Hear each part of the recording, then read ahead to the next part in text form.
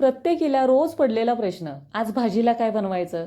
तर जास्तीचा विचार न करता फक्त शिजलेल्या बटाट्यापासून ही छान अशी घट्टसर भाजी तुम्ही तयार करू शकता. बनवायला सोपी आहे, चवीला छान लागते. टिफिनसाठी असो किंवा संध्याकाळच्या जेवणामध्येही तुम्ही तयार करू शकता. चला तर मग पटकन भाजीला सुरुवात करूया. तर इथे मी भाजी तयार करण्यासाठी हा मोठासा एक शिजलेला बटाटा मी इथं वापरलेला आहे. आता तुम्ही तुमच्या क्वांटिटीप्रमाणे इथं बटाटे शिजवून घ्या. अशा पद्धतीनं हातानेच मी हा ओबडधोबड बारीक करून घेतला आहे. आता त्याच्यानंतर इथे मी काश्मीरी मिरच्या आहेत ना, त्या थोड्याशा भिजत ठेवल्या होत्या. ह्याची आपल्याला पेस्ट तयार करून घ्यायची आहे. फक्त कलरसाठी आपण हे वापरणार आहे. आता लगेचच जास्तीचा वेळ न करता भाजी बनवायला सुरुवात करूया. आता गॅसवरती कढई ठेवलेली आहे आणि त्याच्यामध्ये 2 पळी इथं मी तेल टाकलेलं आहे. तेलाचं प्रमाण आहे ना, ते तुम्ही तुमच्या आवडीप्रमाणे इथं कमी जास्त करून घ्या. तेल चांगलं गरम झालं की त्याच्यामध्ये सगळ्यात अगोदर मोहरी टाकली. मोहरी चांगली तडतडली की कढीपत्त्याची पानं मी इथं टाकलेली आहेत. त्याच्यानंतर धनं घेतलेलं आहे. थोडंसं मी इथं बारीक धनं करून घेतलं आहे. अख्ख्या धण्याचा वापर केलेला आहे. त्याच्यानंतर एक छोटासा मीडियम साईजचा कांदा बारीक कट करून घेतला.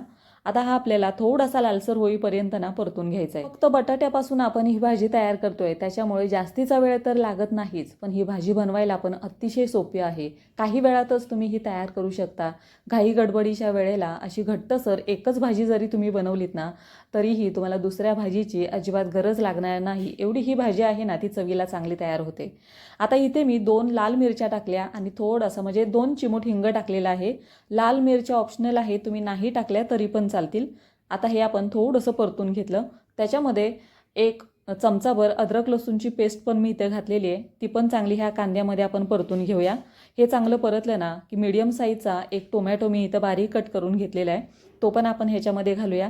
तर टोमॅटो टाकल्यानंतर 1 चमचाभर ह्याच्यामध्ये मीठ घातलेलं आहे, कारण मिठामुळे काय होतं, टोमॅटो लवकर परतला जातो. आता कोणत्या पण भाजीमध्ये जर तुम्ही टोमॅटो वापरत असाल तर टोमॅटो चांगला परतून घ्यायचा, नाहीतर भाजीला थोडासा आंबटपणा येतो. टोमॅटो व्यवस्थित परतला ना की भाजीला रंगही खूप छान येतो आणि भाजी चवीला पण चांगली लागते. तर टोमॅटो छान असा परतल्यानंतर काय आता सुके मसाले आपण इथं घालायला घेऊया. तर सगळ्यात अगोदर घेतलेला आहे लाल तिखट. साठवणीचं कोणतंही लाल तिखट तुम्ही इथं तुमच्या आवडीप्रमाणे घ्या.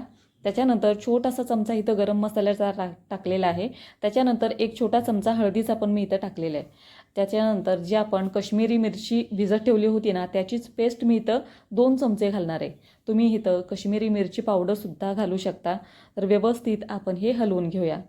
बऱ्याच वेळेला काय होतं, सुके मसाले ज्या वेळेला आपण कांद्यामध्ये घालतो त्यावेळेला ते सुके मसाले आहेत ना, ते कोरडे पडतात. तेलाचं प्रमाण तिथं कमी पडतं. तर थोडंसं तुम्ही इथं पाणी घालून हे मसाले चांगले परतून घ्या. किंवा तेल जरी तुम्ही इथं वाढवलं ना तरी चालेल. तुमच्या आवडीप्रमाणे इथं तेलाचं प्रमाण आहे ते कमी जास्त करून घ्या. तर मसाल्यांना चांगलं तेल सुटलेलं आहे. आता जो आपण बटाटा बारीक करून ठेवला होता ना, तो आपण ह्याच्यामध्ये घालून चांगला परतून घेऊया. कोथिंबीर पण मी इथं थोडीशी कट करून टाकलेली आहे, म्हणजे ह्या बटाट्याबरोबरच चांगली परतली जाईल. आता जो बटाटा आपण बारीक केलेला आहे ना, तो शक्यतो हातानेच कट करा, कारण हाताने कट केलेला बटाटा आहे ना, बटाट्याची भाजी आहे ना, ती चांगली मिळून येते, मस्त घट्टसर अशी तयार होते. सुरीनं जर तुम्ही हा बटाटा चिरला तर पाणी एका साईडला आणि तो बटाटा एका साईडला होईल, ती भाजी व्यवस्थित तयार होत नाही. तर हातानेच शक्यतो बटाटा चांगला तुम्ही चुरवून घ्या. आता बटाटा 1 ते 2 मिनटं चांगला परतून घेतला. फक्त काही वेळासाठीच आपल्याला ह्याच्यावरती झाकण ठेवायचं आहे, म्हणजे बटाटा चांगला वाफवून तयार होईल. फक्त अर्ध्या मिनटासाठी मी ह्याच्यावरती झाकण ठेवलं. झाकण काढल्यानंतर थोड्या वेळाने तुम्ही बघू शकता आपली ही भाजी, सुकी भाजी या बटाट्याची तयार झालेली आहे. चटणीतला म्हणजे लाल तिखटातला बटाटा चवीला पण छान लागतो. अशा पद्धतीनं तुम्हाला जर सुकी भाजी बनवायची असेल ना बटाट्याची, तर एकदा लाल तिखटातला बटाटा तुम्ही नक्की करून पहा, चवीला छान लागतो. तर पण आपल्याला ह्याच्यामध्ये थोडंसं पाणी घालायचं आहे, कारण आपण ही भाजी आहे ना ती घट्टसर तयार करतोय. तर त्याच्यासाठी 1 ग्लासभर मी इथं गरम पाण्याचा वापर केलेला आहे. तर पाणी टाकल्यानंतर थोडंसं आपण हा बटाटा ह्या पाण्यामध्ये चांगला मिक्स करून घेऊया. तर भाजी बनवायला अतिशय सोपी आहे. ही भाजी तुमची अगदी 5 ते 6 मिनटात तयार होते. जास्त पण पाण्याचा वापर करू नका. थोडंसं पाणी टाका, म्हणजे तुम्हाला जेवढी भाजी बनवायची आहे ना त्याच्यापेक्षा थोडंसं पाणी घाला, कारण ही भाजी जास्त कढवायची पण गरज लागत नाही.